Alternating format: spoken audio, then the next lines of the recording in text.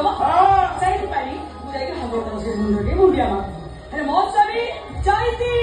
ଆରେ ଚୈତି ଛାନିଆ ମଣିଷ କିଅ ଆରେ ମନ୍ଦିର ବେଳରେ ମୁଣ୍ଡିଆ ମାରି ଆସୁ ଆସୁ ଏମିତି ଛାନିଆ ହେଇଯାଉ ତ ଆରେ ଇଚ୍ଛା କରୁଥିଲା ଭାଗବତ ବସେଇ ଯାଇଥାଏ ମନ୍ଦିରକୁ ଟିକେ ମୁଣ୍ଡିଆ ମାରିକି ଆସିଥାନ୍ତି